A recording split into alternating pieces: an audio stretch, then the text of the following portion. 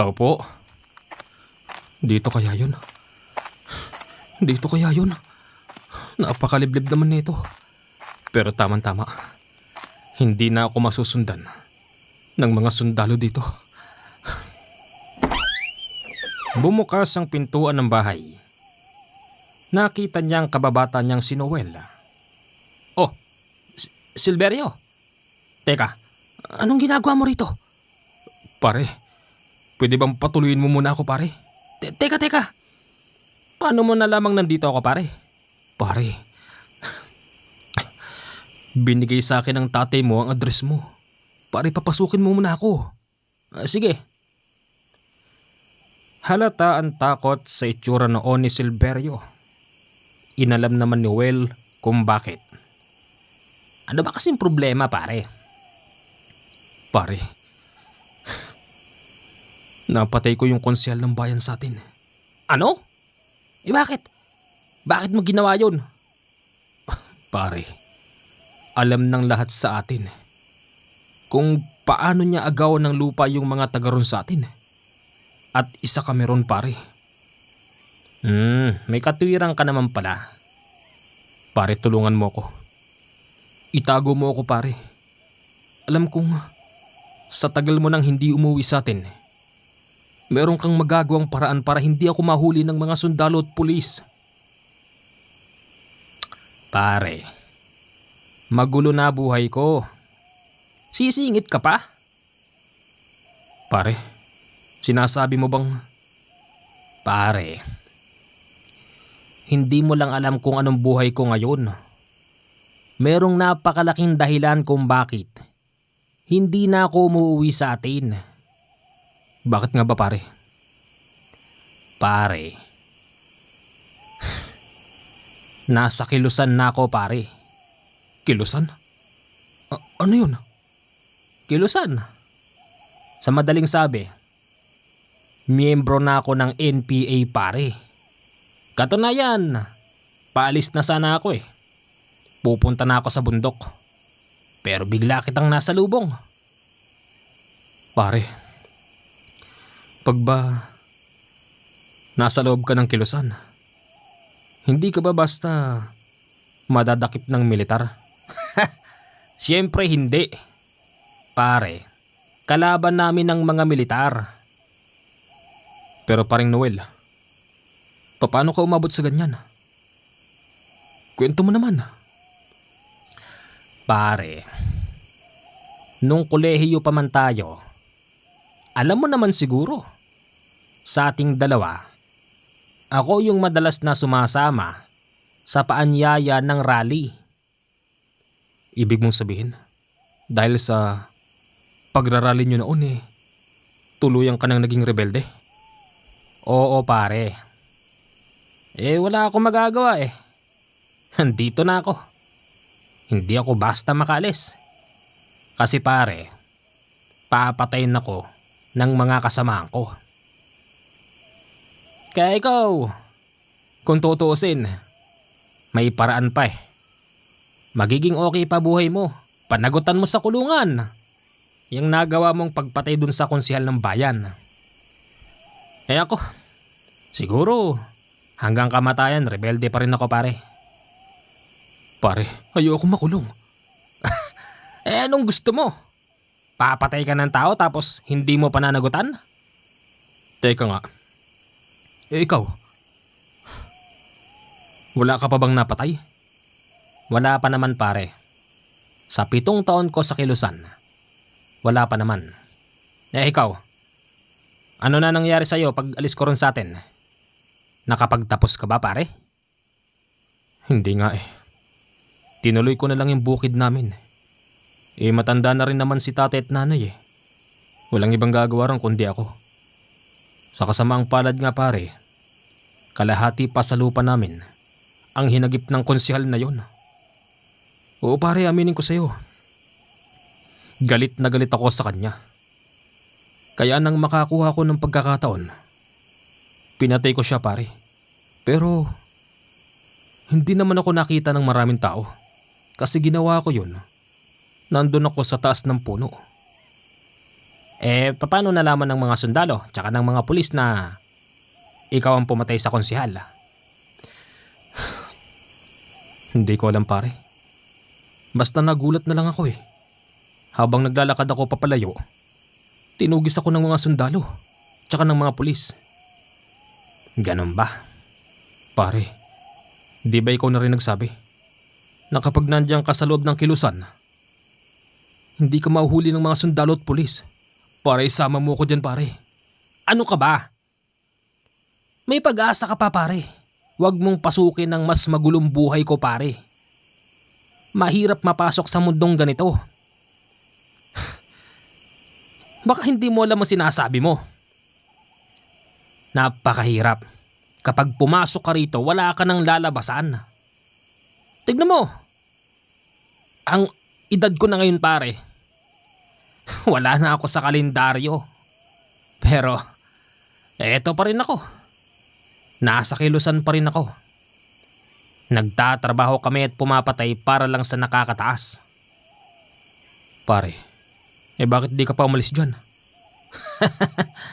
Pare, di mo ba ako naiintindihan? Hindi ka na makakalabas pa rito. Ituring mo na yung sarili mong nakakulong sa impyerno na walang pintuan papalabas. Ganun ba? Pero pare, parang mas gusto ko dyan eh. Ayoko makulong pare. Baka patayin din ako sa loob. Siguro dyan kahit papano, mas magiging masarap ang buhay ko. Ang hirap mong paliwanagan, paring Silverio. Teka nga, makapagbukas nga muna ng radyo. Pansamantala muna nating puputulin ang eksena sa ating komersyal. Isang konsyal ng bayan ang pinatay kagabi lang at ang sospek walang iba kung hindi si Silverio de la Cruz. Isang standby na merong matinding galit sa biktima. Pare, sikat na sikat ka pare. Ano ba namang klaseng reporter yon? Di mo man lang makuhanan ng tamang detalye. Ano ba yan? Importante narinig mo yung pangalan mo pare at ikaw nga ang tinutumbok na pumatay doon sa konsihal ng bayan. Pare, makinig ka sa akin. Ayoko makulong. Ayoko pare. O sige ganito. Total bukas pa naman talaga sana ang punta ko sa bundok. Mag-inuman muna tayo. Salamat pare. Salamat.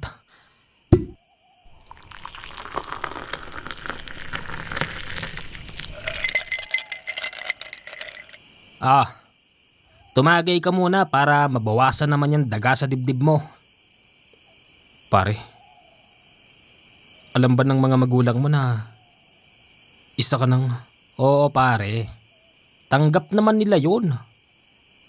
Pare, pwede ba magtanong? Nasabi mo na sa akin ang dahilan kung bakit ka pumasok dyan, pero ano bang ipinaintindi sa'yo ng mga rebelde? Pare, nung una, yung madalas na sinasabi sa amin yung patungkol sa pagtaas ng bilihin, mga kurap na taga-gobyerno, sila-sila lang ang yumayaman, habang tayong mahihirap, mas lalo tayo nangungudngod sa kahirapan. Isa yun sa nagtulak sa akin pare. Gusto kong lumaban para sa ikabubuti ng nakararami. Kaya nung natuto kong humawak ng armas pare, ayun na, yung prinsipyo ko pare, pinaninindigan ko na at hindi lang ako. Madami kami pare. Kung saan-saan sa Pilipinas nang gagaling yung mga bagong recruit na kagaya ko.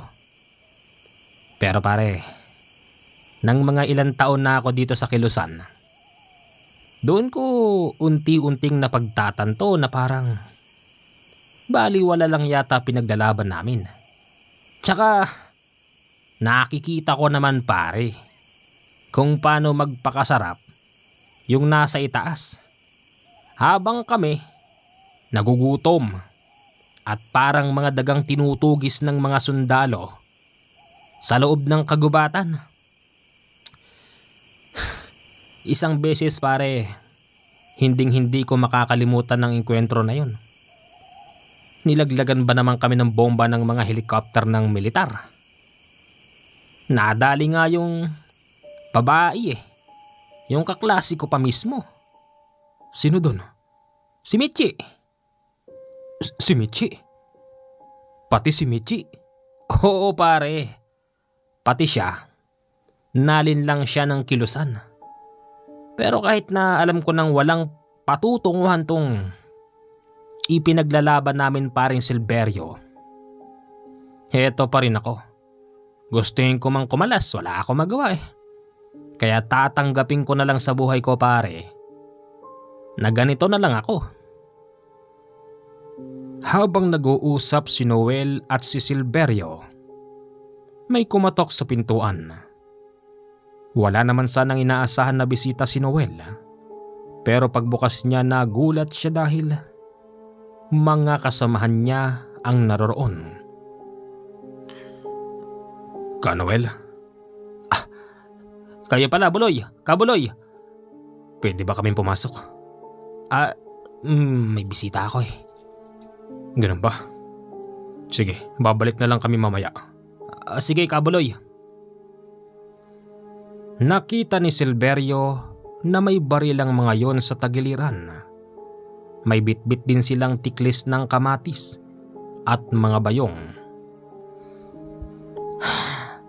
Paring Silverio, napadaan yung mga kasamahan ko. Di ko alam kung anong pakay nila sa akin. Pare, siguro naman nakita mo itsura ng mga yon. Gugustuhin mo bang makasama sila? Pare, kung doon naman ako maliligtas eh. Bakit hindi?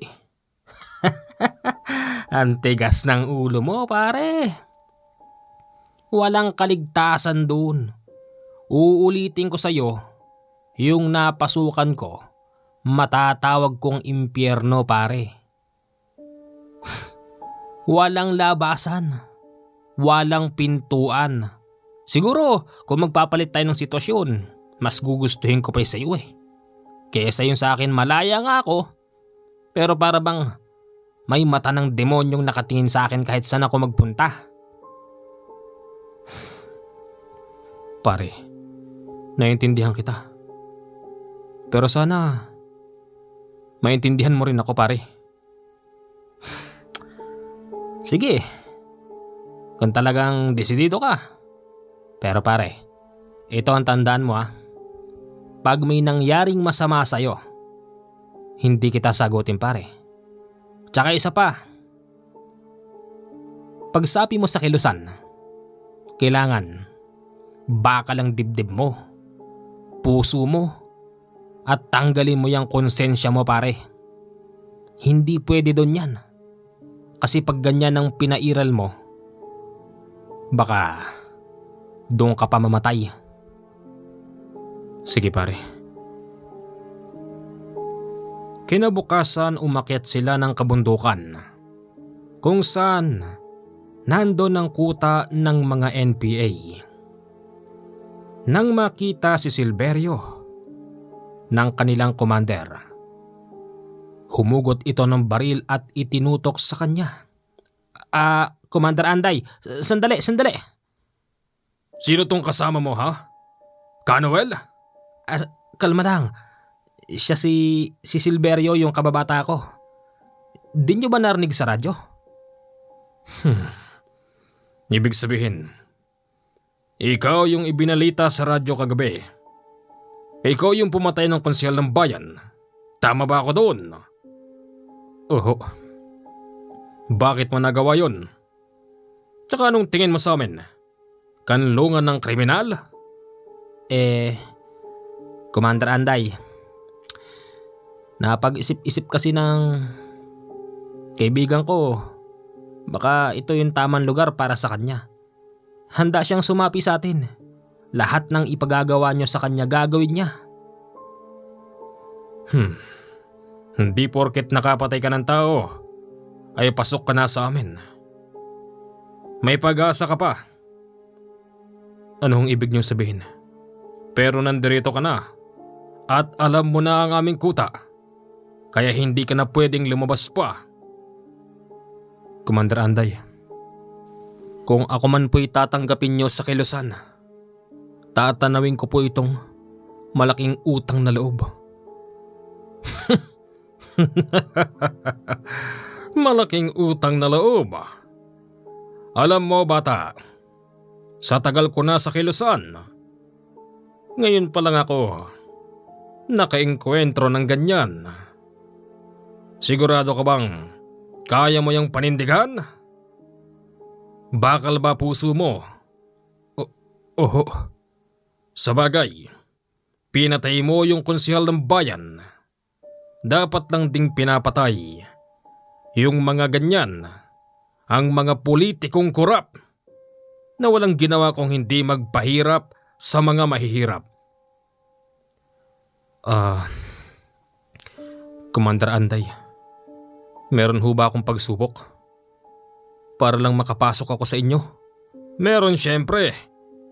Kung gaano kabuo ang loob mo nang patayin mo ang konsehal ng bayan, dapat ganun ka rin ngayon. Sige po. Wala akong problema sa akin. Noel, Commander? yung pagsubok para sa kanya. Aha. Inabutan siya ni Noel ng baril na 45. Niyaya siya nito pumunta sa kulungang kahoy. Nakakita siya roon ng isang lalaking nanghihina na. Lumapit din doon ng ibang mga rebelde at sinabi sa kanya kung talaga bang buo ang loob niya. Kailangan niyang patayin ang lalaking nanghihina. Ano pare? Kaya mo? Pare, kailangan ba talaga to? Pare, yan ang pagsubok.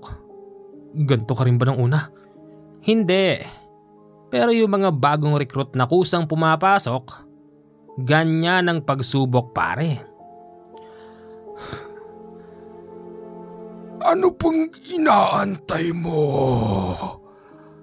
Patayin mo na ako!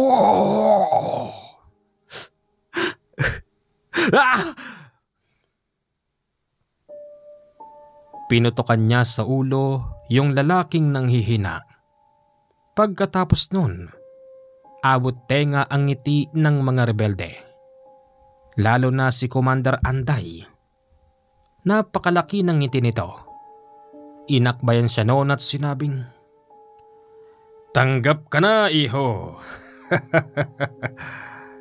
Mula ngayon, tatawagin ka naming Kaberyo." Kaberyo? Oo. Ganyan dito. Hindi mo tunay na pangalan ang itatawag sa'yo. Ako, natatawag lang ako ng Noel pag nandun ako sa patag. Pero pag nandito ako sa bundok, alam mo ba ang tawag sa akin?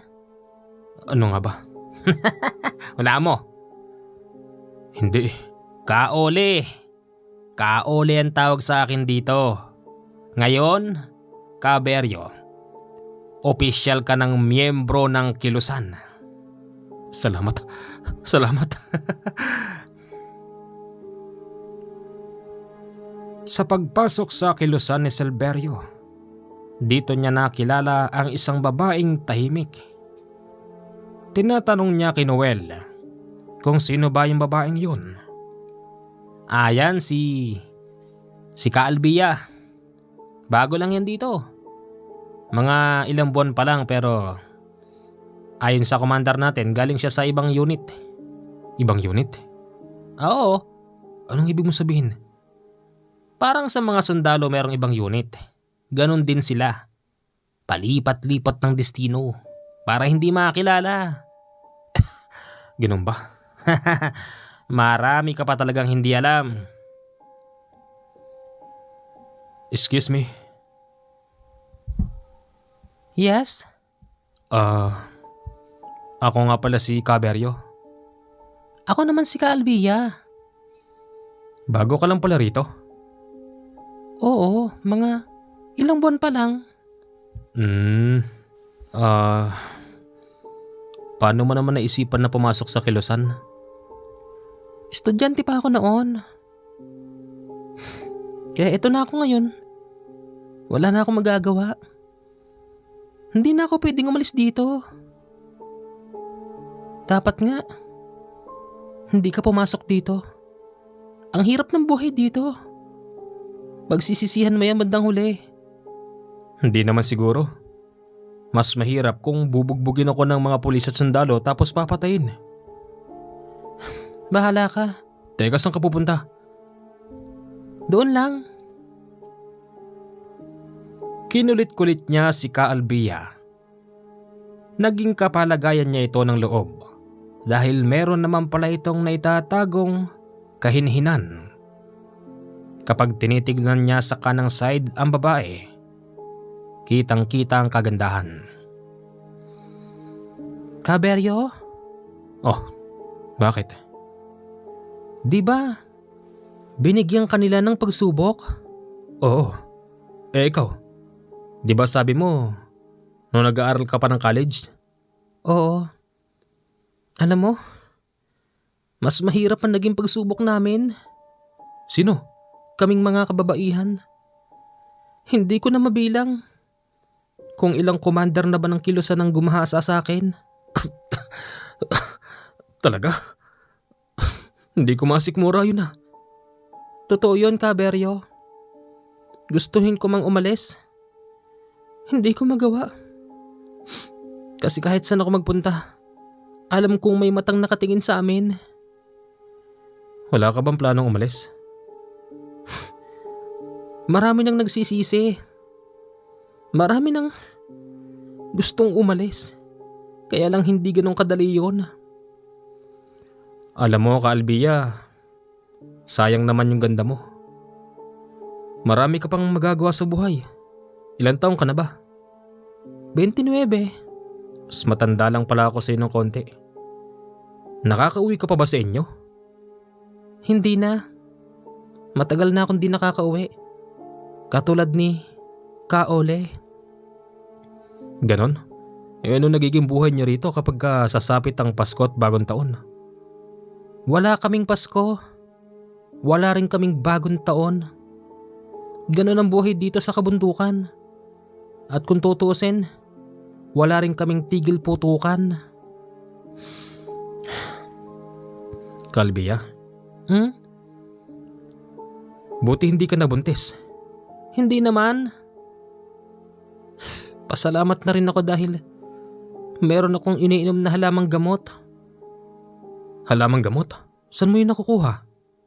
Dito sa buong gubat na to. At kahit saang gubat meron nun. Ayon sa aking yumaong na lola, yun daw ang kailangan para hindi mabuntis. Ganun ba? Mabilis niyang nakapalagayan ng loob si Kaalbia. At sa araw na yun, wala naman silang naging activity. Mahaba ang kanilang kwentuhan. Nauwi pa nga ito kung saan-saan. Hanggang sa naitanong noon ni Silverio kung meron ba itong iniwan na kasintahan. Siyempre meron. Ha? Alam ba niya yung nangyari sa'yo? Palagay ko hindi niya alam. Ang alam niya kasi, matagal na akong nasa Hong Kong. Marami palang sinisirang buhay itong kilusan, no? Talaga, sobrang dami. Napakahirap ng sitwasyon. Napansin noon ni Silverio kung gaano kahinhin at gaano kababa ang loob ni Kaalbia. Nang dahil doon, niligawan niya ito kahit na ipinagbabawal.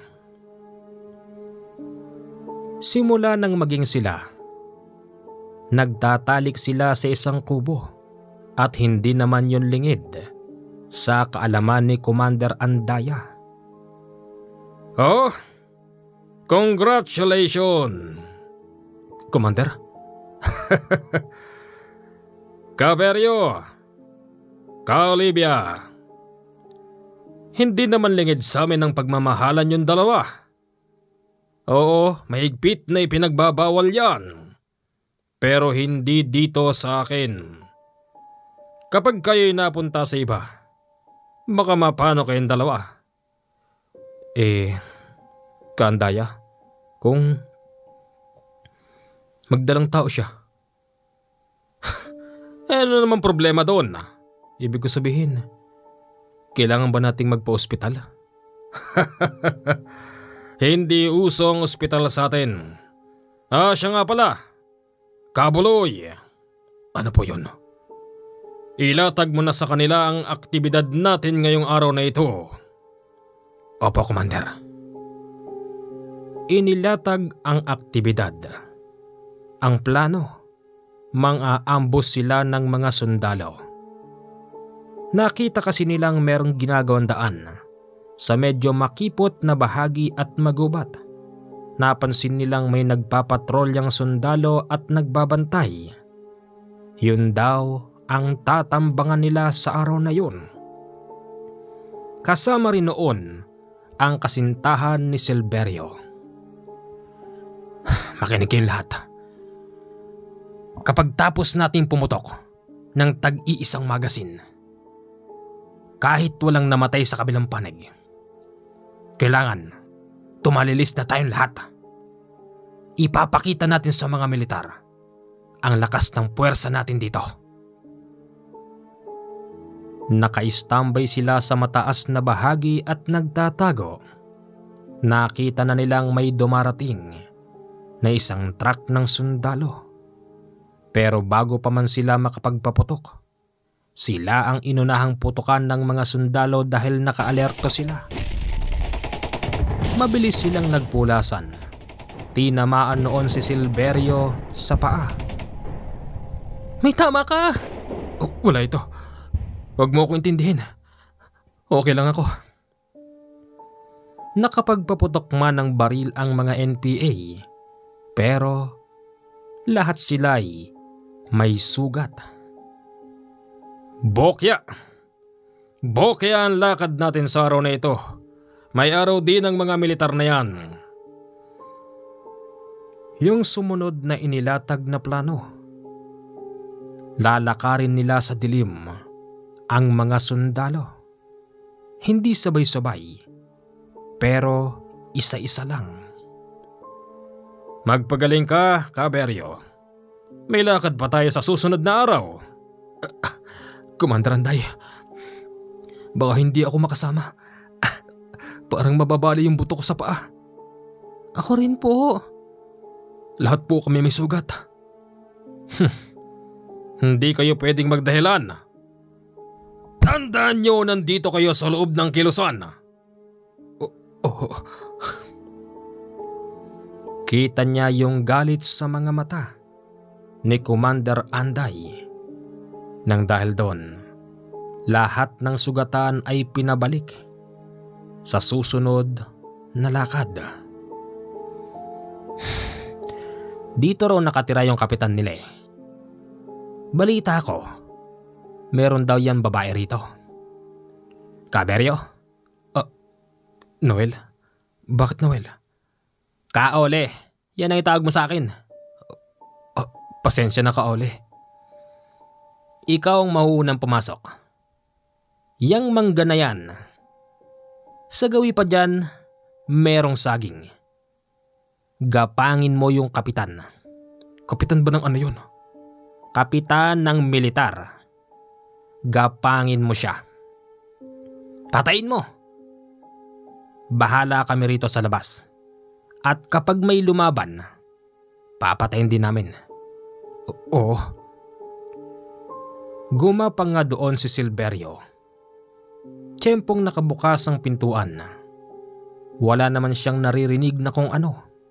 Nang biglang may dumampot sa kanya mula sa likuran.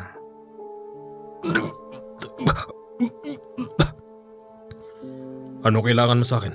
Sino ka? Tinakpan no ng bunganga ni Silverio habang nagsasalita. Maya-maya pa may napansin sa batok yung kapitan na para bang isang palatandaan. Nang dahil doon, pinakawalan si Silverio. Pagbalik ni Silverio sa kanyang mga kasamahan, sinabi niyang wala naman daw tao. Ano? Paano walang tao?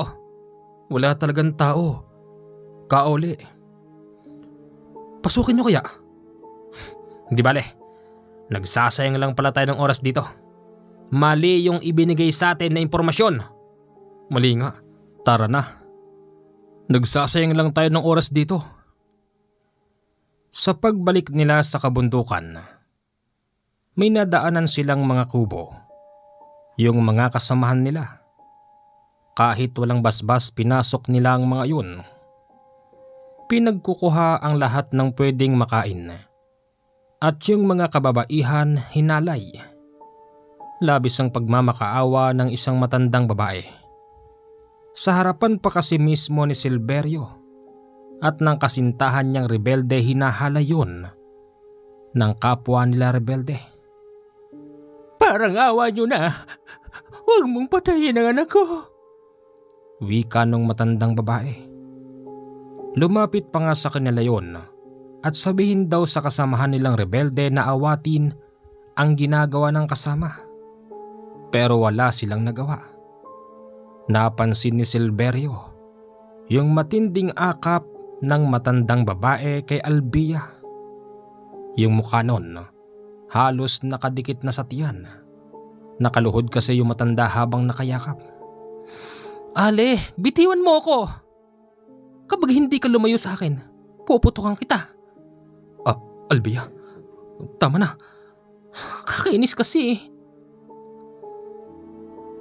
Pagbalik nila sa kanilang kuta, sinabi agad ni Noel ang nangyari.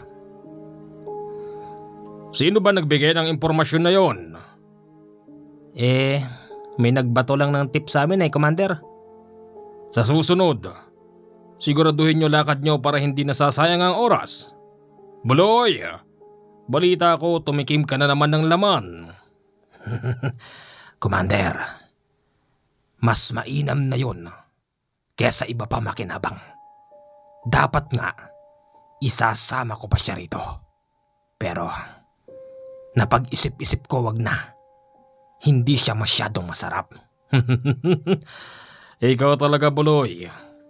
Masyado kang mabisa sa laman. Masiba. Ganon din yun. Yung mga ganong klase ng sistema, isa sa hindi nagustuhan ni Silverio. Yung araw naman na yun, naging mainit sila sa mata ng mga militar. Nang dahil doon hindi sila makababa ng kabundukan at kahit nandun lang sila sa kuta. Walang pinipiling oras nakaalerto silang lahat. Baka kasi may nanggagapang na militar. Si Silverio at si Albia naatasang magbantay. Pinagsasama kasi sila ni Commander Anday. Silverio? Ano yun? Paano kung lumaki na tiyang ko? Yun din ang iniisip ko eh. Pero teka, hindi pa naman siguradong buntis ka. 1 buwan na, hindi na ako dinadatnan. Ibig mo sabihin nakabuo tayo? Parang ganun na nga. Ibabalik ko yung tanong, paano kung lumalaki na tiyang ko? Kakausapin ko na lang si Commander Anday. Baka sakaling pwede tayong bumaba sa bayan. Dun sa may bahay ni Noel. Tapos si Noel, pauwi-uwi na lang doon. Sa palagay mo papayag siya? Sa palagay mo, pagkakatiwalaan ka ni Commander Anday? Bago ka lang dito, Silverio. Malamang, merong matang nakatingin sa'yo. At yung nangyari, dun sa pinuntahan natin, malamang pinagdududahan ka ni Buloy. Kaya mag-iingat ka. Alam ko naman yon. Siguro kung wala ron si Noel nagkontrahan kami nun. Kaya nga, ang lumalabas, sinasalo ka ng kaibigan mo. Silverio, gawin natin to ng paraan. lumaki rito ang tiyan ko. Ayokong manganak dito. Oh, sasabihin ko kay Noel. Malaki siguro tiwala doon ni Commander Anday. At nasisiguro kung papahig yun. Siya naman ang sasalo sa atin eh. Dahil sa mainit pa ang sitwasyon, hindi talaga sila makalabas sa kuta. Ilang buwan pa ang lumipas. Halata na ang tiyan ni Albia. Noel? Kaole, Noel na lang. Wala namang nakakarinig. Ano yan? Nakita mo na may tiyan ni Albia, di ba? Oo. Bakit? Paano bang sistema pagkaganyan? Alam mo, meron din kahit papanong puso si Commander Anday. Kapag nakakita siya ng isa sa mga tao niya na lumalaki na yun tiyan, ginagawan niya yan ng paraan. Pinabababa niya muna ng kabundukan. Pinauuwi sa kanila. Pero pag nanganak, babalik na siya rito. Bakit? Yun nga sana sasabihin ko sa'yo, pare. Total, pare, napansin ko naman kahit di mo sinasabi. Sinasalo mo ako, pare. Pwede bang ipakiusap kay Commander Anday na dalawa kami? Kahit paakit-akit na lang kami rito. Si Ka Albia, pwede. Ikaw, wala pang tiwala sa iyon. Hindi naman porket pumatay ka ng tao pagkakatiwalaan ka na. Hindi ganun yon, Silverio. Ibig mo sabihin, mag-isa si Albia mamumuhi doon? Oo, pero kung sakali mang makakarating ka sa bahay na titiran niya, paminsan-minsan lang, siguro 2 beses sa isang buwan. Paano siya maalagaan?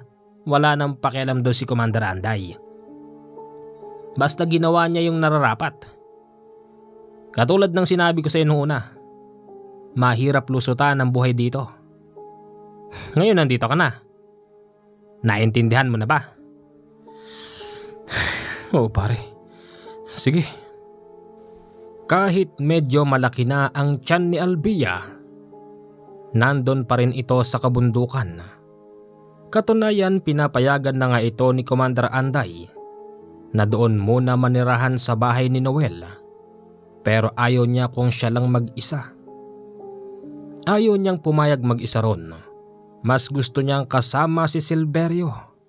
Nakikiusap naman si Silverio kay Commander Anday na kung pwede sana, dalawin niyang madalas si Albia para din maramdaman nito na meron siyang kaagapay sa buhay, lalo na't gano'n ang sitwasyon. Mga kasama, medyo malamig na tayo sa mata ng mga militar. Nakatanggap ako ng mensahe mula sa itaas. Magsasagawa tayo ng pag-atake sa mga kampo. At kung hindi man natin yun magawa, aatake tayo sa gabi. Iisa-isahin natin ang lahat ng mga opisyal ng militar na nakadistino rito sa bayan na ito. Inuutusan din tayo ng itaas na lahat ng kurap na politiko dito sa probinsyang ito iligpit, pati na rin ang mga negosyanteng nangahamak ng mga tao at yung hindi nagbibigay ng para sa atin. Oh, Albia, bakit? Medyo humihilab po tiyan ko. Tumakbo ka sa Casillas? Hindi po, parang sumisipa yung bata. Bakit ilang buwan na ba yan? Mag-6 na po. Sinasabi ko na sa iyo, Albia. Bumaba ka na sa patag. Doon sa bahay ni Kaole. Doon ka muna tumuloy. Ayaw mo naman. Commander. Sige na ho. Ihahatid ko po siya. Magtatagal po ako roon ng 1 araw tapos babalik na ako rito. Kung hindi ko lang nakikita ang hirap na sitwasyon ni Albia, hindi ko kayo papayagan. Sige ka, Albia. Sige ka, Berio. Tara, samahan ko na kayo. Sinamahan sila noon ni Noel. Muli silang napadaan sa huling kubo na kanilang sinalakay. Napahinto si Silverio at si Albia sa tapat ng isang bahay kung saan ginahasa ni Kabuloy yung dalagita. Akala nila walang nakakita sa kanila, pero hindi nila napansin yung matandang babae na kadungaw pala. "Tarna, ano bang tinitignan nyo dyan?" Ha? Wala. "Bilisan nyo." Habang naglalakad silang dalawa sa hulihan at sa unahan si Noel, ikinagulat nila biglang sumulpot ang matandang babae kung saan. Hinarang sila nito at nagtanong, "Hindi ba't kayo yung..." Manang, akagulat ka naman. "Kayo ang mga rebeldeng pumasok dito, hindi ba?" "Ho? Oo, tama. Ikaw yung babaeng niyakap ko. Buntis ka pala." "Oho." "Akalain mo nga naman na may puso din palang mag-anak ang mga rebelde." Hinawakan ng matandang babae ang maumbok na tiyan ni Albia. Nagulat si Albia dahil biglang sumipa yung bata sa sinapupunan niya. Manang, alis na ho kami. "Mga walang puso! Ito ang tandaan nyo. May araw din kayo. Kahit kayo nasa inyong kuta, mananagot kayo sa ginawa nyo sa apo ko." Ano problema ng matandang yun? Noel, siya yata yung lola nung babaeng ginahasa ni Kabuloy eh. Ito talagang si Kabuloy. Wala talagang tawak sa laman. Kaya nga.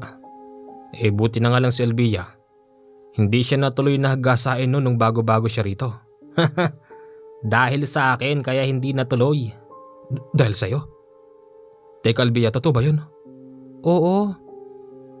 Siya ang pumigil kasi. Siya yung nakakita. Anong sabi ni Commander Anday? Nagalit. Wala raw karapatan ng kung sino kundi siya. Pero hindi rin ako ginalaw ni Commander Anday. Kayong dalawa maswerte kayo. Kasi sa unang pagkakataon, may nagmahalan sa loob ng kilusan. Mahigpit na pinagbabawal yan. Tsaka, pumayag naman si Commander Anday. Pero sigurado ako na hindi alam ng itaas yan. Kaya kapag may nakita kayong dumarating na mga kasamahan natin sa ibang lugar, magtago kayo at huwag kayong magpapahalata. Hindi nila pwedeng malaman na may nagmamahalan sa loob ng kilusan. Ganun ba? Pero dito naman na si Albia eh. Baka pag pumunta sila rito mahalata kayo. Hindi naman siguro. Sana nga. Sa gabing yon, pag uwi nila sa bahay ni Noel, agad silang naggayak ng mesa.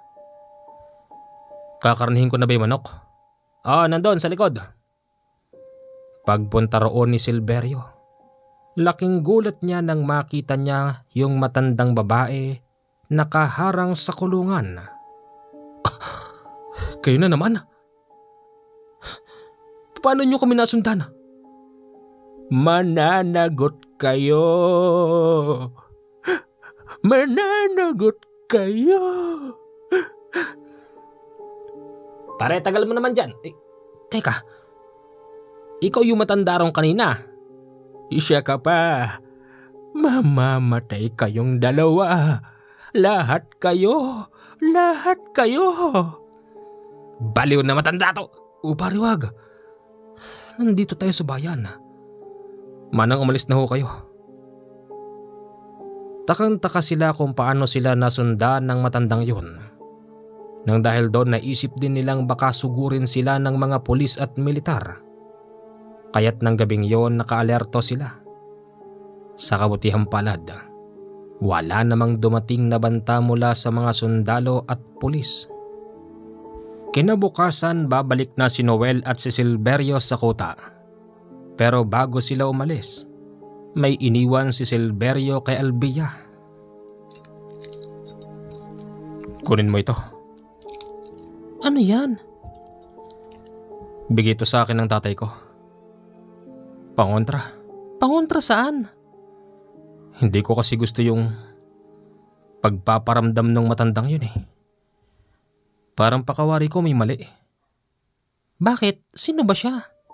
Ewan. Basta hindi ko sigurado. Tago mo yun ah. Oh, sige. Iniwanan niya si Albia ng isang medalyon na bilog na may nakatatak na dasal. Pagbalik nila sa kuta, napalaban sila sa mga sundalo. Paunti-unti lang kung bumaril noon si Silverio dahil walang tigil ang pagbuga ng bala ng mga sundalo. Maya-maya pa, natigil ng putukan at unti-unti na silang umatras. Merong mga namatay sa kanilang panig. Hindi na nila kinuha dahil tiyak na sila'y mamamatay din.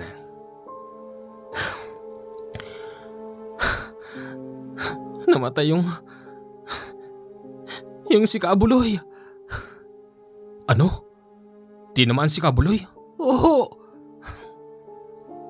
Dito napansin ni Silverio yung nagsasalitay mukhang batang-bata at totoy na totoy. Kinausap niya yon at kinomport dahil iyak ng iyak yung bata.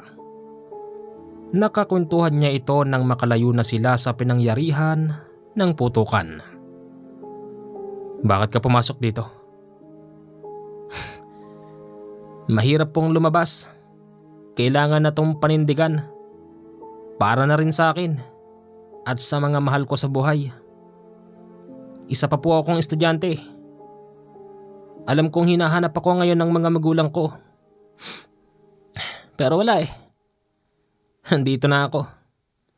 Hindi ako pwedeng magpakita sa kanila. Binabantaan ako ng kilusan na kapag umuwi ako papatayin ako. Silverio, tama. Ikaw si Silverio, hindi ba? Oo, paano mo nalaman? Narinig ko na yung pangalan mo. Sabi nila bago ka lang din daw dito. Oo, tama. Swerte ka, Silverio. Nagkaroon ka ng asawa dito.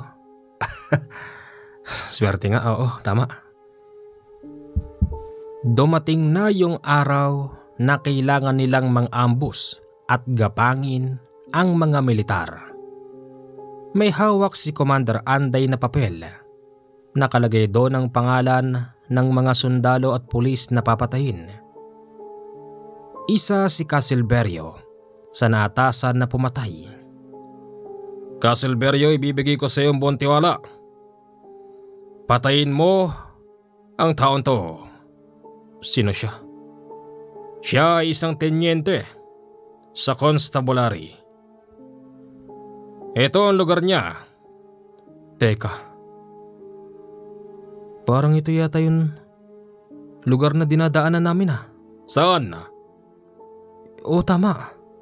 Ito nga yung baryong yun. Teka, Commander.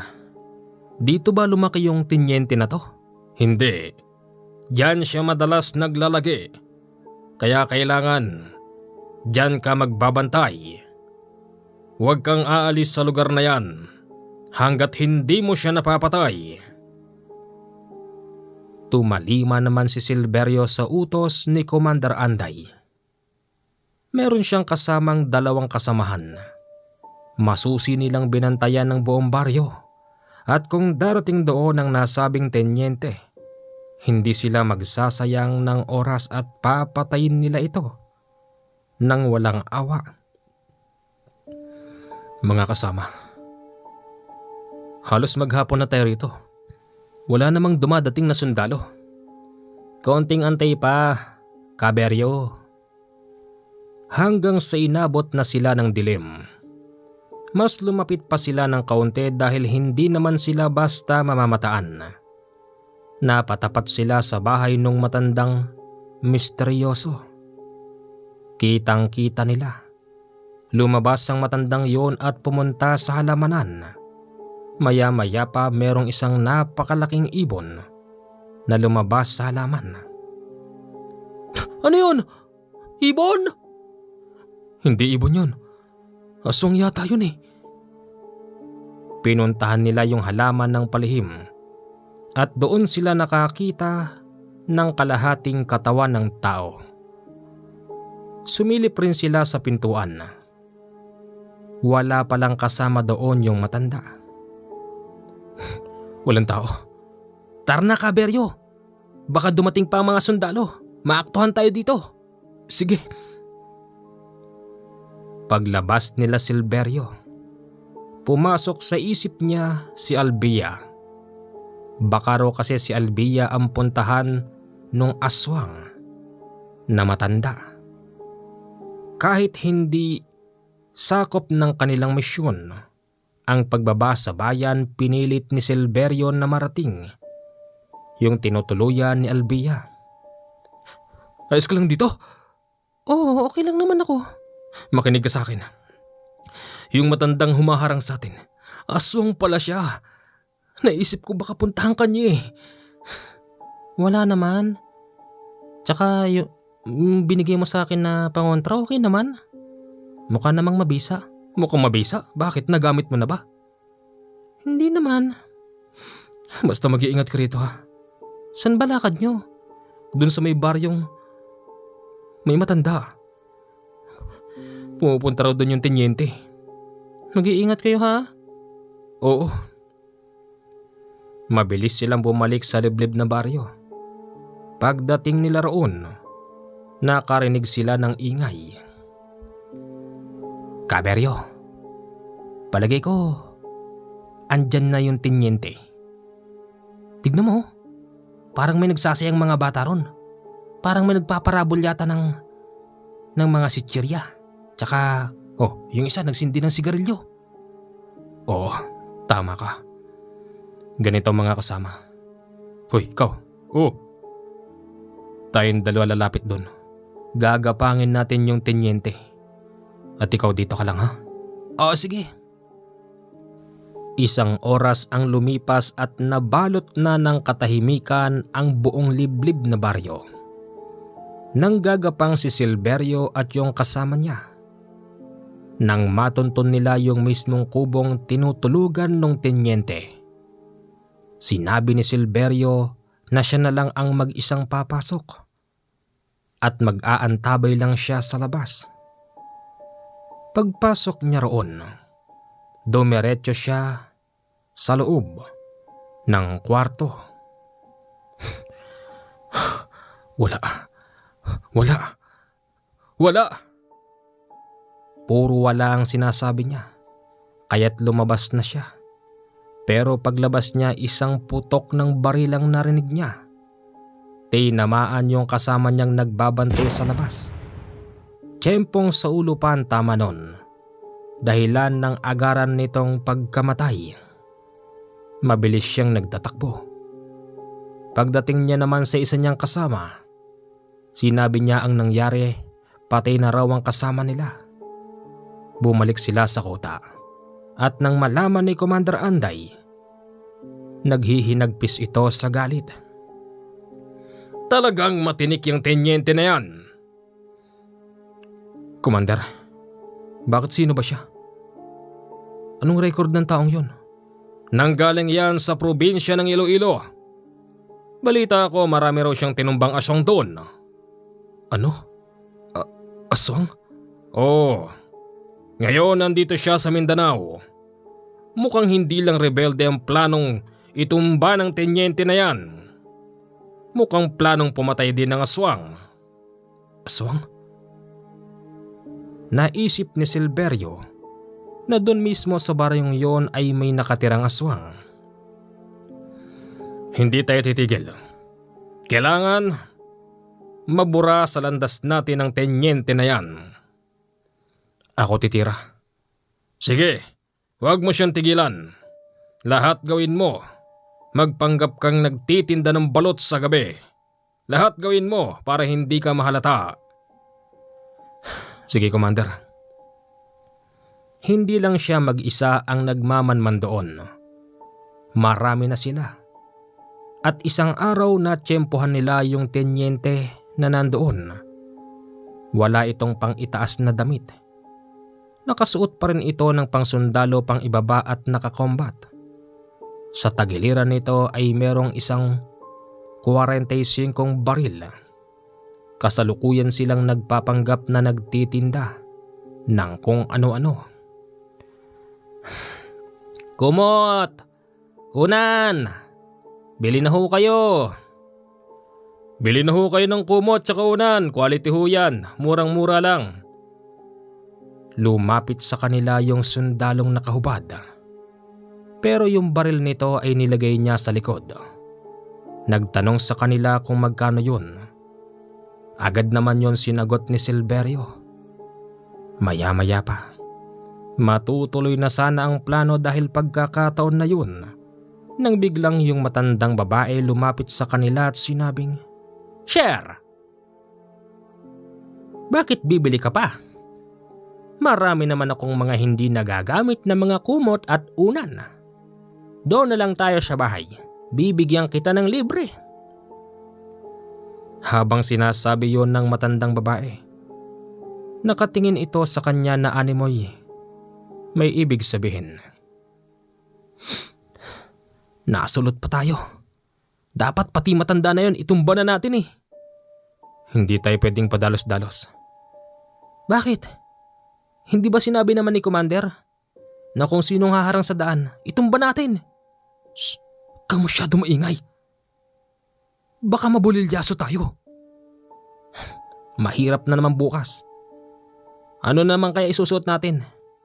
Ano na naman kaya ilalagay natin sa mga mukha natin para hindi tayo makilala? At ano na namang paninda ang gagamitin natin para di tayo mahalata? Huwag kang masyadong mainit. Bibigyan kita ng babala. Huwag kang masyadong matapang. Hindi nakakabuhay yan. Sa larangan ng pinasok natin, minsan gagamit ka rin ng utak. Hindi puro tapang. Kasi kahit nandito tayo, kailangan nating mahalin ang buhay natin. Isa lang ang buhay. Hindi na yan napapalitan. Nang sabihin yon ni Silverio, natahimik yung medyo bata-bata pang rebelde. Hindi pa rin sila umalis sa lugar na yon. Pero mabilis silang nakatulog nung gabi. Laking gulat ni Silverio at nung batang rebelde. Pagdilat nila yung dalaw nilang kasama. Duguan na ang mga ito. Dilat ang mga mata. May hiwa sa leeg. Papunta sa dibdib, pababa sa tiyan. Ano nangyari? Hindi nila namalayan. Yung dalaw nilang kasamay namatay ng walang kahirap-hirap ni hindi man lang nga nila narinig ang nangyari. Mabilis na nagtatakbo si Silverio at ang isa pang batang rebelde. Sinabi nilang may kakaibang nangyari. Ano? Wala nang laman loob. Oho, Commander. Di ba? Oho. Totoo po yun. Masyado akong nahihiwagaan dyan sa baryo na yan. Sige, ganito. Uunahin natin yan. Total nandun naman yung tenyente na yon. Idadamay na natin siya. At lahat ng tao doon papatayin natin at kukunin natin ang lahat na pwedeng pakinabangan. Pati na rin ang mga kababaihan na pwedeng gawing parausan. Naggayak sila ng dalawang grupo na magkahiwalay. Gusto nilang lusubin ang baryo. Pero bago pa man sila makarating doon, nakasalubong na sila ng mga sundalo. Napaatras sila nung oras na yon dahil hindi nila kakayanin yung dami ng bilang. Katunayan, meron sa kanilang mga kasamahan na nasugatan at meron ding namatay. Tila ba kasi napaghandaan ng mga sundalo ang pagbaba nila sa kabundukan. Bilisan nyo! Baka abutan tayo ng mga sundalo. Commander Antay, may mga sugatan sa mga kasama natin. Alam ko. Sa palagay ko kaya nalaman ng mga yon ang pababa natin. Dahil doon sa tenyente na yon. Sigurado ho yun. Hindi ho ba tayo lilipat ng kuta? Hindi ganong kadali yon, Caberio. Bueno, kung susugod sila rito sa atin, sila naman ang paghahandaan natin. Commander, pwede bang dalawin ko sa Elvia? Hindi mo na pwede, Caberio. Napakainit sa oras na ito. Mamaya ho. Pagdilim.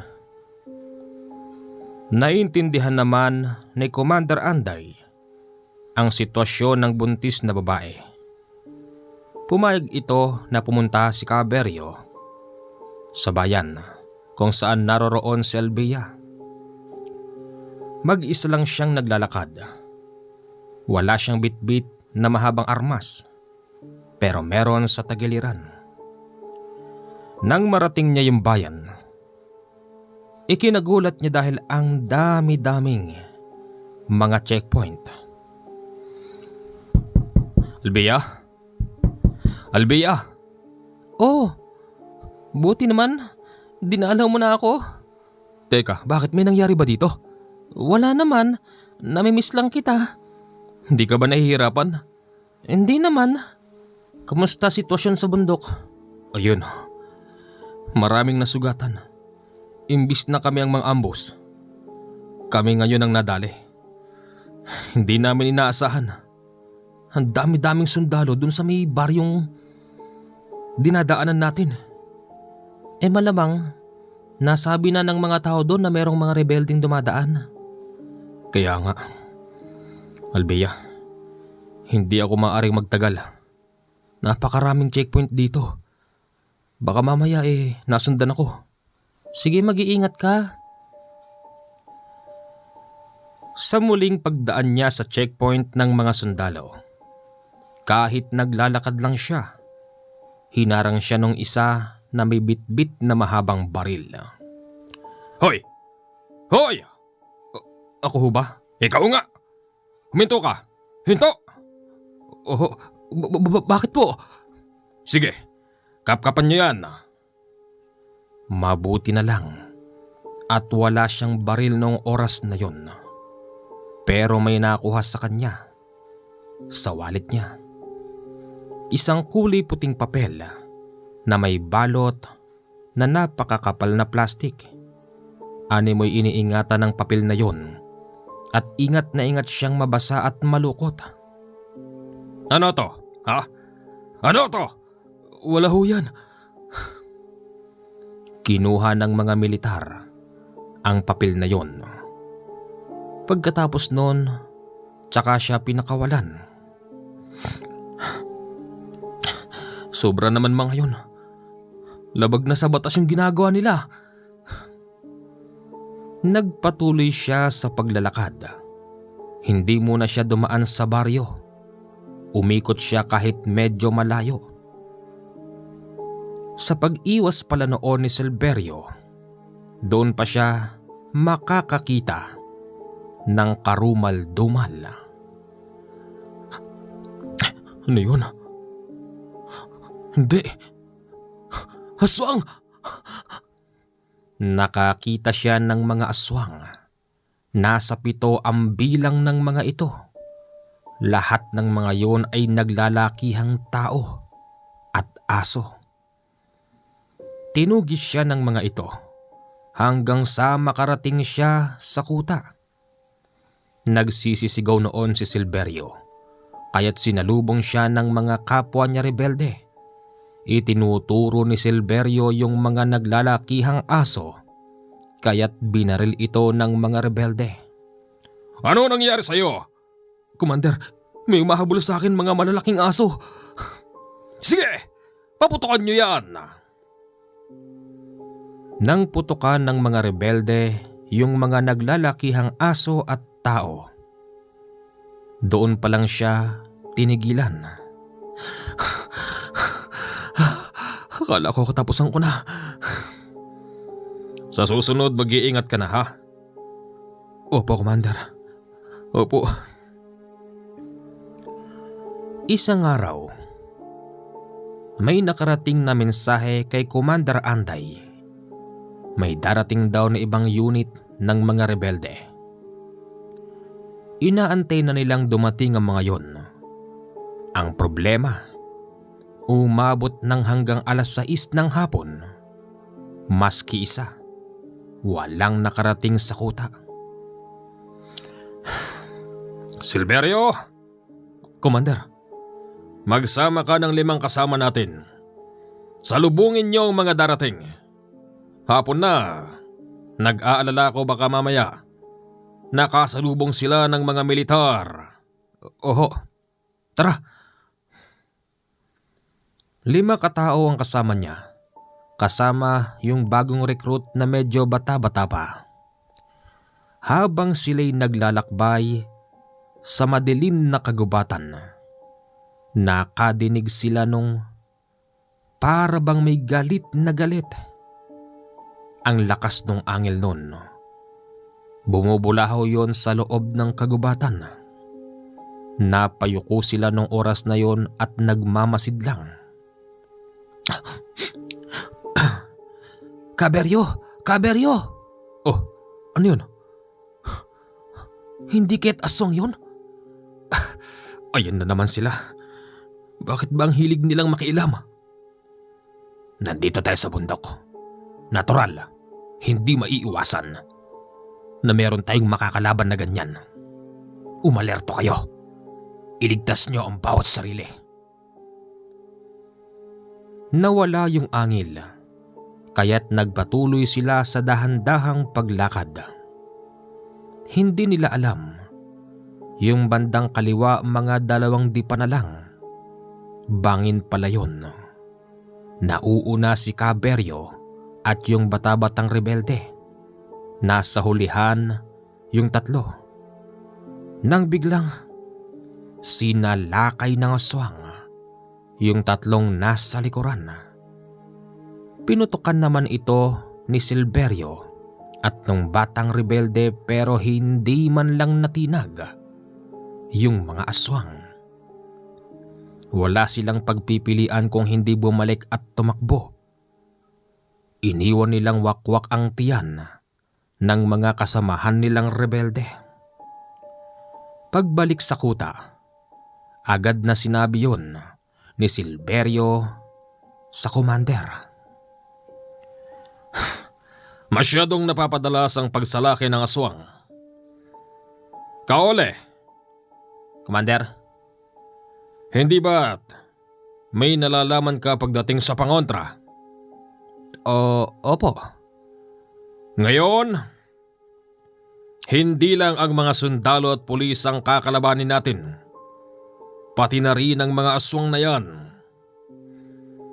Pumulot kayo ng kung anumang pwedeng gamiting pangontra at pangpatay dyan sa mga peste na yan. Lumakad noon si Noel at si Silverio.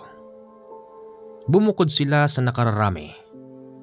Pumunta sila sa kawayanan, sa kakahuyan at kung saan-saan. Kahit na inabot na sila ng napakalakas na ulan at pagkidlat, hindi sila nagpatinag dahil kailangan nilang mangalap ng mga mutya upang ipanglaban sa mga aswang. Noel, sa tagal mo na ba sa kilusan? Ngayon lang ba kayo nakadanas ng ganito? Nakakadanas din noon pero di ganyang kadalas. Paminsan-minsan lang. Bakit? Nakakatakot. Talagang nakakatakot. Isipin mo mga armado tayo. Pero walang pinipili aswang. Teka, nagtataka ako sa'yo. Paano ka ba nakakaligtas ha?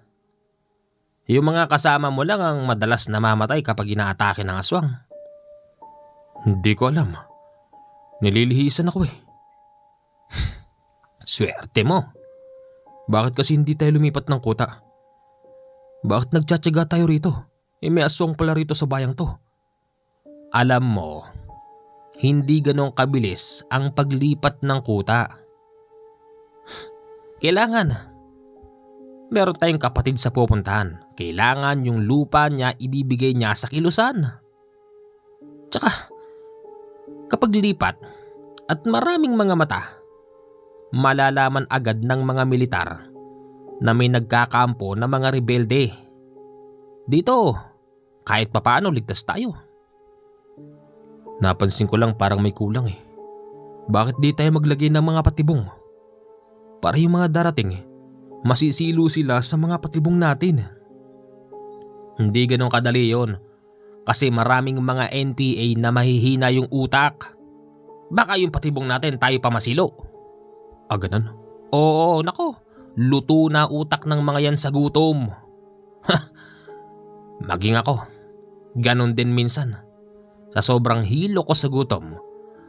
Pati yung gumagapang na ahas. Hindi pa luto yun pare. Nung tinanggal ko yung ulo, kinagat ko na yung laman. Ganon ang kagutuman namin dito. Ultimo ang uwak kinakain namin pare. Nasuka ka no? Totoo yun. Walang halong biro pare. Sobra ka naman. Hindi sobra yon. Habang nag-uusap yung dalawa, bigla na lang kumidlat ng napakalakas. Tumama yon sa isang puno na halos 100 metro ang layo sa kanila. Nang makita nilang nabuwal yung puno at medyo nagliyab, nagtatakbo na silang dalawa dahil umaasa silang makakakuha sila roon ng pangil ng kidlat. Dalian mo pare! Bilisan mo! Nandyan na! Pero bago pa man sila makarating doon, naramdaman nilang dalawa na para bang may sumuntok sa kanila. Dahilan kung bakit sila parehas na tumaob. Pare, sino yun? Aray! Ewan ko! Maya-maya pa nakakita sila ng anino. Aninong kulay itim na gumagapang sa kadiliman. Kitang-kita nila yon kasi kapag ka nag-i-spark ang langit, nakikita nila ang buong paligid. Sino yung malaking tao na yun? Sino yun? Babalik ko! Maya-maya pa, meron ngang naiwan na pangil sa tinamaan ng kidlat pero kinuha yon ng aninong kulay itim. Palapit ito ng papalapit sa kanila matapos niyang kunin yun. Kaya't ang ginawa ni Noel, mabilis itong nagtatakbo at iniwan si Silverio. Pare, saan ka pupunta? Hindi siya nakatakbo nung oras na yon kasi dadamputin sana ni Silverio yung baril niya. Nang biglang tapakan ng aninong itim ang kanyang kamay. Wag mo ako papatayin. Pakiusap, wag. Itim man ang itsura noon na parang anino. Meron naman itong mata na mapupula na parang umiilaw sa dilim. Laking gulat na lang noon ni Silverio dahil kakaiba ang sumunod na ginawa noon. Nilaglag sa kanyang kamay yung pangil ng kidlat. Sabay sabing, Alam ko ang pakay mo kung bakit ka naririto. Aray! Patuloy yon sa pagtawa habang nakatapak sa kanyang kamay, pero hindi nito pinupulot yung pangil ng kidlat na nakalagay sa kanyang palad.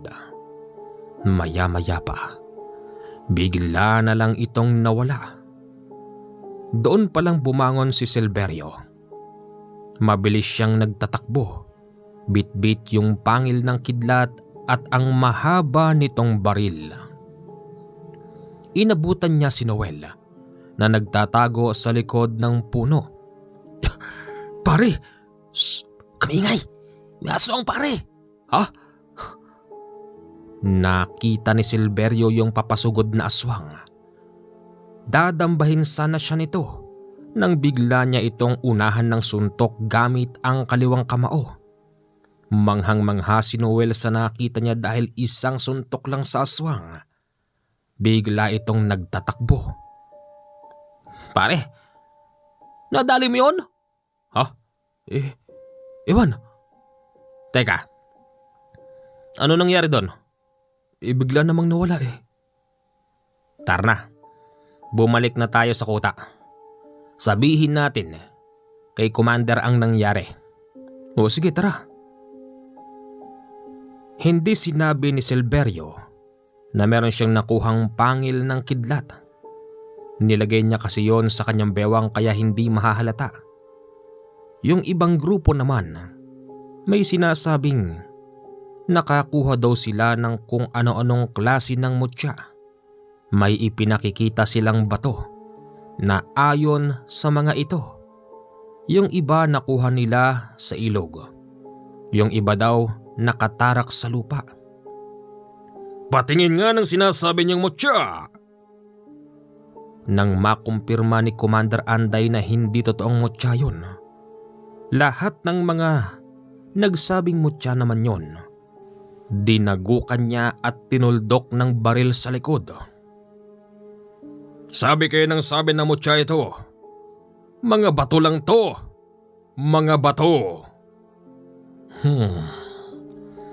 Mukhang wala na tayong pagpipilian. Kinakailangan nating lumaban ng baril sa baril. Pero Commander, di ba nga halos hindi naman tumatalab ang baril natin? Alam ko yun, Kaole. Kung hindi tumatalab ang baril, gagamit tayo ng mga espada. Dahil sa wala silang nakuhang mutya maliban kay Silverio, espada na lang daw ang gagamitin nila sa pakikipaglaban sa mga aswang. Inuulit ko, hindi lang mga militar at pulis ang kalaban natin sa panahon na ito. Pati na rin ang mga aswang. Hindi natin alam kung ano bang plano sa atin ng mga yan at kung bakit kinakalaban tayo.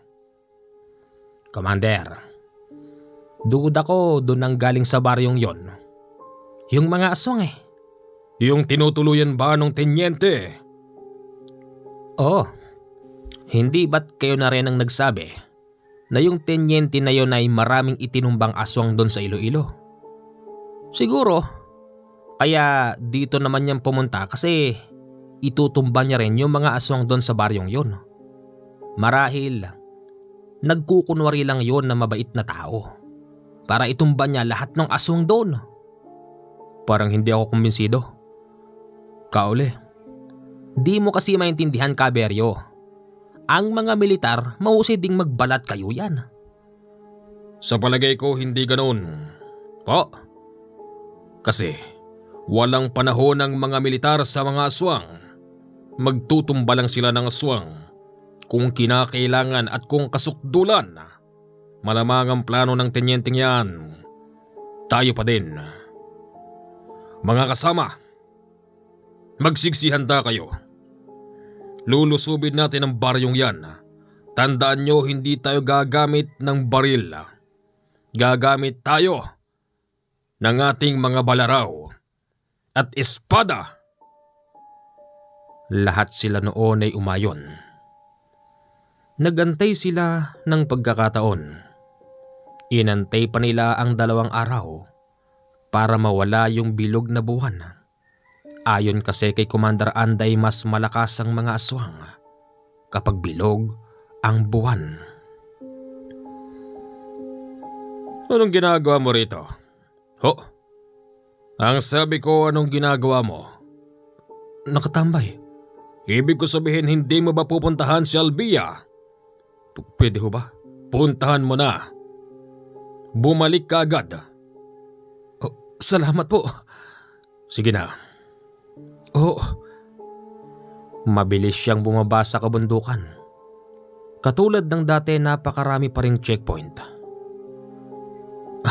Albia? Albia? Oh, kamusta ka na? Lalong lumalaki yung tiyan mo. Kailangan mo rito ng kasama. Kung humanap tayo ng makakasama mo rito. Naku, wag na. Elbea, hindi po pwedeng nag-iisa ka lang dito. Baka mamaya mga nakasinong tatawag ng kumadrona. Kaya ko pa naman. Pupunta na lang ako sa ospital. Ang daming checkpoint dyan oh. Kaya nga, nung nakaraan ay hinarang nila ako eh. Nung pabalik na ako. Mag-iingat ka. Oo. Ipinagluto ni Albia ang kanyang asawa ng napakasarap na pagkain. Doon pa lang kasi siya nakakakain ng matino kapag bumababa siya ng kabundukan. Pagkatapos noon bumalik na siya ng kuta. Pero muli siyang hinarang ng mga sundalo. Hoy! Hoy! Hoy! Bakit ho? Hindi ba't ikaw yung hinarang namin nung nakaraang araw? Oho. Oh, eto. Kunin mo yung walang kwentang papel mo. Sobra naman ho kayo. Pwede ko kayong idemanda sa ginagawa nyo eh. O di demanda mo? Magdemanda ka. Gawin mo ang lahat ng gusto mo. Umalis ka na. Tatamaan ka pa sa akin eh. Yabang. Ano? Wala ho. Ibinalik sa kanya yung supot na merong nakatuping papel. Wala namang nabago. Yon at yon pa rin yung papel. Pagbalik niya sa kuta, naghahanda na ang mga rebelde sa pagsalakay sa mga aswang. Commander! Commander! Oo! Buti nandito ka na. Commander! Teka. Lalakad na ba tayo? Lalakad na tayo. Malapit nang mawala ang kabilugan ng buwan. Tiyak na manghihina na mga aswang. Ha? Laking gulat nila dahil umalingaw-ngaw ang putukan. Akala nila'y sinusugod sila ng mga sundalo at pulis. Pero isa sa mga ito ang humahangos. Commander! Sumusugod ang mga aswang! Ano? Hindi ba sinabi kong walang magpapaputok ng baril? Commander, nariyan na sila. Lahat sila noon ay humugot ng mga espada at itak na ipanglalaban sa mga aswang. Nakita nilang ang dami-dami ng mga yon. Halos hindi mo mabilang. Ang bibilis din ng pagtakbo at pagtalon. Kahit na ginagamitan ng itak ng mga rebelde ang mga aswang, wala pa rin itong talab. Ikaw! Anong tinatayo-tayo mo dyan? Harapin mo ko! Lumapit ka sa aking peste ka! Umangil ng nakakatakot yung aswang at mabilis na dinamba si Commander Anday. Sa lakas ng pagkakadamba sa kanya, tumilapon siya ng malayo. Bagamat na itarak man niya sa ulo ng aswang ang kanyang espada pero hindi man lang ito tinalaban. Habang si Silverio, parang naging estatwa ng oras na yon dahil nakatitig sa kanya ng masama. Yung aswang. Wag. Unti-unti yun lumalapit sa kanya, halos idikit na nito ang napakapangit nitong mukha sa mukha ni Silverio. Wag. Wag. Nakatingin siya sa mata nun. Kita niya sa mata ng aswang yung kalungkutan na may halong puot at galit. Maya-maya pa pinaulanan yon ng bala ng mga rebelde. Muntik pang tamaan noon si Silverio, mabuti na lang agad itong nakatakbo sa sandbag. Sinalakay ng nag-iisang malaking aswang yung namamaril sa kanya at yung iba pa sa ibang bahagi ng kuta. Napakadami nila. Unti-unti nang nauubos ang putukan. Ibig sabihin, halos paubos na rin ang bala ng mga rebelde. Halatadong humihina na ang puwersa ng mga rebelde nung oras na yon. Habang si Silverio ay nagtatago sa sandbag, Pinapanood niya lang ang nangyayari. Ayaw niyang gamitin ang kanyang baril dahil alam niyang wala naman itong maitutulong. Hanggang sa laking pagtataka ni Silverio, habang nilalapan ng mga aswang ang mga kapwa niya rebelde, nakakita siya ng lalaking animoy nagmamando sa mga nakakatakot na aswang. Sino yun? Sino yun?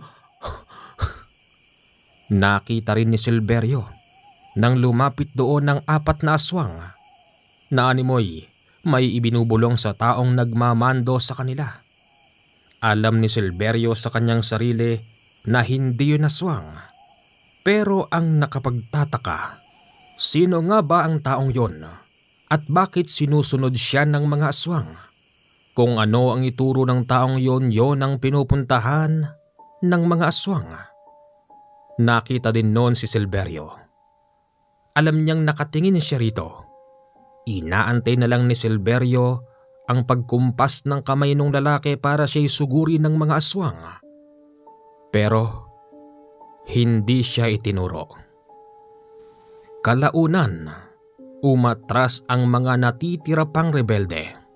Maliban kay Silverio at sa batang rebelde at kay Commander Anday.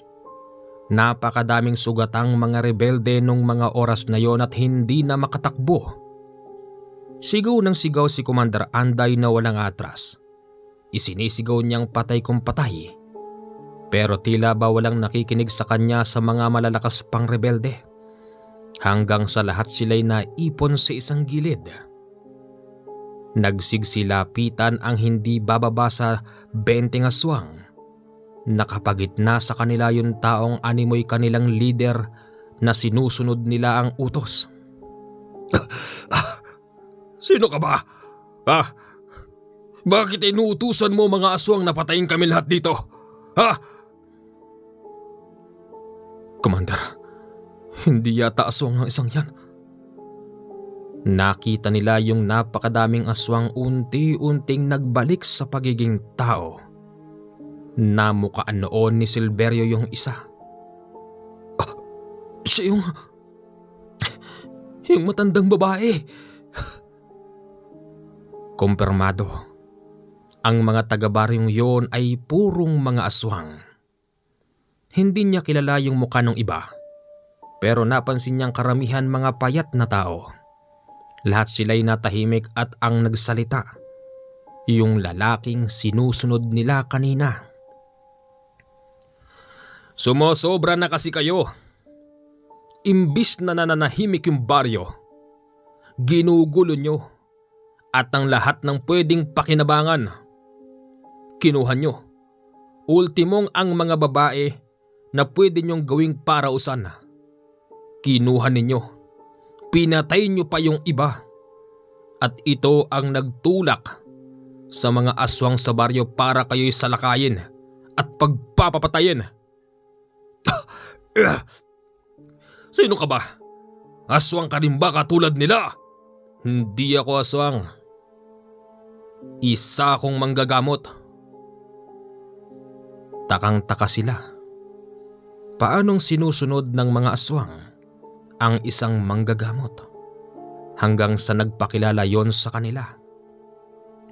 Alam mo, Commander Anday, hindi sana mangyayari to kung hindi sa kasamaan ng ugali ng mga tao mo at pati na rin ikaw. Okay na sanang agawan nyo ng pagkain ng mga imbak na bigas na alagang kambing, baboy, manok at kung ano-ano pa. Pero dapat hindi nyo na idinamay pa yung mga kababaihan. Para sa iyong kalaman, oo, isa akong albularyo na may pangalan na Nolesto. Ipinatawag nila ako. Humingi sila sa akin ng tulong kung dapat bang lusubin ang inyong kuta. Siyempre nang marinig ko yung kwento nila at nang mabasa ko yung isip nila na totoo ang sinasabi nila, hindi ako nagdalawang isip. Teka lang, ikaw yung sinasabing tenyente? Hindi ako tenyente. Isa akong albularyo. Malamang iniisip mong tenyente ako. Yung sinasabi mong nanggaling sa probinsya ng Iloilo at maraming itinumbang aswang, hindi ba? Oo. Ako nga yun. Ako, pero hindi ako tenyente. Hindi ako sundalo, hindi ako pulis. Maling impormasyon ang nakarating sa'yo. At yung nagtumba sa isa niyong kasama, hindi ako yun. Taga dun yun sa baryo na merong baril. Sinabi ko sa kanya na wag siyang magiging aswang sa gabing yun. Pero kailangan nilang ipagtanggol ang kanilang sarili. Kaya't yung kasama mong rebelde na nagbabantay sa labas ng bahay na tinuluyan ko, binaril nila sa ulo. Santama lang yun. Ano, Commander Anday? Lalabang ka? Paparating na mga militar. Tanggapin mo na kapalaran mo at kayong lahat dito. Sumuko na kayo. Hindi! Sinubukan pa noon ng mga rebelde kasama si Silverio na tumakas. Pero hindi sila nagtagumpay. Dahil hirap na rin yung iba at sinusugod sila ng mga militar. At sa kanilang dadaanan, paparating na ang iba pang mga aswang. Lahat sila noon ay arestado. Umalis naman noon sila Canole at ang mga aswang. Ang inkwentro ng mga militar at rebelde ang lumabas sa balita. Lahat sila noon inaresto, pati na rin si Silverio. Pero isang araw lang na malagi si Silverio sa kulungan. Mabilis din itong nakalabas. Bakit kanyo? Si Silverio, mga kaibigan, ay isang DPA o Depenetration Agent ng Philippine Constabulary noong mga panahon na yon. Yung papel na kinuha sa kanya ng mga militar sa checkpoint, ang nakalagay doon ay purong impormasyon kung saan nakapwesto ang kuta at kung sino-sino ang sangay nito. At yung kunwaring pagpatay sa konsihal, yun po ay walang katotohanan. Buhay na buhay po yung konsihal. Ginamit lang nila yung dahilan para makapasok sa kilusan si Silverio de la Cruz. Suspect din kasi ang kaibigan niyang si Noel sa pagpatay sa isang politiko sa kanilang bayan. Katunayan, nagpresenta noon si Silverio na maging DPA ng PC. Gusto niyang iligtas ang kanyang kaibigan sa pagiging rebelde. At yung hindi naman pagsalakay ng aswang kay Silverio, si Canole mismo ang nagsabi na huwag papatayin si Silverio. Susugurin man pero hindi sasaktan. Kailangan lang magmukhang totoo sa mata ng mga kasamahan niyang rebelde. Pare, okay ka lang? Pare, militar ka pala pare. Oo pare, isa akong DPA ng PC. Pare, patawarin mo ko. Magkaibigan tayong dalawa. Oo, pero hindi kita pinabayaan. Gusto lang kitang iligtas. Yung pagbibigay sa akin ng address ng ama mo, sadya yun. Para mailigtas kita pare. Yung pagtugis sa akin ng mga sundalo at pulis. Dito sa bayan natin, isa lang yung palabas. Pati na rin yung pagpatay sa konsihal. Hindi siya totoong namatay. Buhay na buhay siya pare. Ginamit namin yung bilang isang estrahiya nang mabilis ako makapasok sa kilusan. Kasi pare, naalala kita eh. Gusto ko tang iligtas pare. Gusto kong panagutan mo sa batas yung pagpatay mo sa isang politiko rito. Pare, maniwala ka sa akin. Makakalabas ka pa. Ang galing mo pare. Kaya pala kahit na anong pilit ko sa'yo na huwag ka nang pumasok sa kilusan, ayan ka pa rin. Pinipilit mo ko kasi gusto mo ako maligtas. Pero pare, tama ka eh. Nakalimutan mo na ba yung sinabi ko sa'yo na kapag nandito ka sa kilusan, para tong impyerno na walang pintuan papalabas. Pero ngayon pare, maniwala ka sa akin. Nakakita na ako ng pintuan para makalabas doon sa lintik na lugar na yun pare. Ibig mo sabihin, hindi ka galit? Hindi pare. Ba't ako magagalit? Pare, salamat pare. Katulad ng sinabi ko sa'yo, mas okay pa ang sitwasyon mo. Pero niloloko mo pala ako, wala palang katotohanan yun. Katulad din ng sinabi ko sa'yo, mas gusto kong malipat sa sitwasyon mo. Eto na ako ngayon pare. Buhay na buhay, malakas na malakas pare. Huwag ka mag-alala pare. Makakalabas ka pa rin dyan. Oo pare. Naiyak ako pare sa tuwa eh. Kala ko, habang buhay na lang ako ron pare. Si Albia nung mga panahon na yon ay sumuko na rin. Dahil sa ito'y buntis, ipinroseso din ang kanyang kalayaan. At napatunayan naman din na wala pa siyang napapatay. Hindi man mabilis ang proseso pero dumating din ang araw na nakalabas siya ng kulungan at naipanganak niya ng maayos ang anak nila ni Silverio. Sa unang pagkakataon sa loob ng ilang mga taon, tsaka palang nakauwi si Albia sa kanila sa probinsya ng Ilocos Norte. Iyak ng iyak ang pamilya ni Albia dahil akala nila'y matagal na itong patay at ang dati nitong kasintahan nagulat dahil may anak na si Albia. Hoy! Silverio! Oh, Aray! Bakit mo naman ako sinampal? Walang iya ka? Militar ka pala? hindi ka ba natutuwa? Natutuwa, syempre. Ginulat mo naman kasi ako. Dapat sinabi mo sa akin, Silverio. Ano ka ba? Kailangan kong gawin yun. Ang pakay ko ron, may iligtas ko yung kaibigan ko. Diba? Tsaka magapi yung mga rebelde. Nakapagtataka naman. Yung kwento mo, aswang ang sumugod sa inyo. Ibig mong sabihin nagtulungan yung mga aswang at yung mga sundalong katulad mo para lusubin ang kuta ng mga rebelde? Hindi. Hindi mga aswang. Hindi aswang ang nakipagtulungan sa kanila. Kung hindi yung albularyo. Dahil sa naging masama na yung ginagawa namin sa baryo, napagdesisyonan ng mga taga-baryo na salakayin yung mga rebelde sa kuta. At sa tulong ng albularyong may pangalan na Nole, ayun, lumakas ang loob ng mga aswang doon. Kitang-kita ng mga mata ko kung paano sumunod ang mga aswang doon sa tao na yun. Tiempo, nakapagbigay ako ng impormasyon sa mga militar na kagaya ko kung saan matatagpuan ang kuta, kaya yun, halos nagkasabay pa. Ano nangyari? Hindi mo nagsalpukan ng mga sundalo at mga aswang? Hindi naman, dahil parang naiisip ko may koordinasyon. Pero doon lang sa albularyo, hindi sa mga aswang. Kasi bago dumating ang mga kasamahan namin, nakatakbo na yung mga aswang at naiwan doon yung albularyo at lahat ng mga sugatan arestado. Kinuha namin yung mga baril.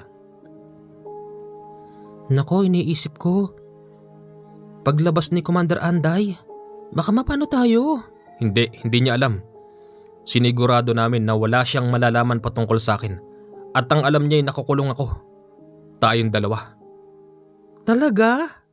Oo.